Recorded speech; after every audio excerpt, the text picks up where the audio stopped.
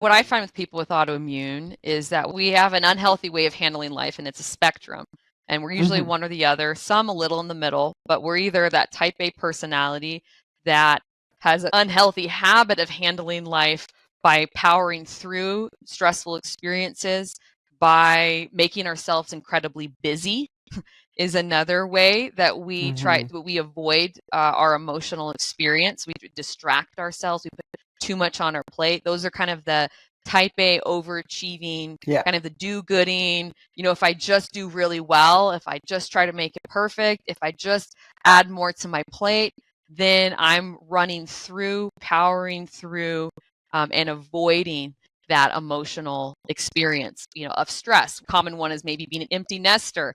And that woman with, let's say, Hashimoto's, her son might be leaving to go to university. And so instead of handling and addressing and really slowing down and looking at what this is bringing up and what can she do to support herself through it, instead, this would be a profile of a woman who would take a couple trips, volunteer for a couple things in a group, take on more work, go like superpower.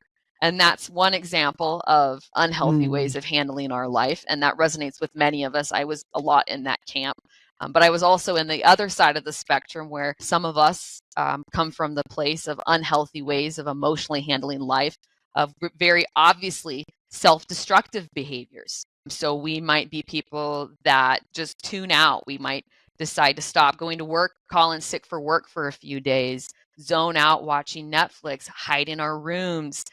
Some people might drink too much or go try to find a romantic relationship to not have to think about what might be at hand. I know for myself, when I was in high school, about 15, 16, and my dad passed away, I went down that route. I, hung out with some friends that weren't great influences. I discovered alcohol to numb out. I stopped going to class.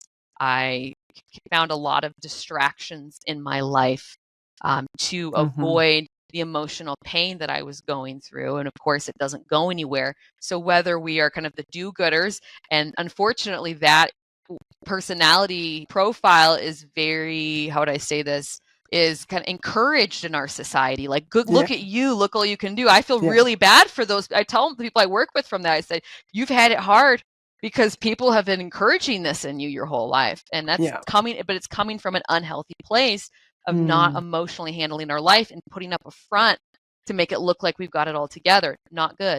The other side of the profile is the obviously self-destructive behaviors, which I guess you could say, fortunately, society looks down upon and usually get caught easier. But again, also from this, they're coming from the same place of, I am scared of life. I don't know how to do it. The emotional experience of life scares me. So I'm going to go to one side of the spectrum or the other to try to handle, quote unquote, handle it. But it's not healthy. And what happens is that emotional build over time, because both things are suppressing the experience, will eventually catch up to us, those of us who are susceptible to autoimmune diseases. And if you have an autoimmune disease, that's your profile.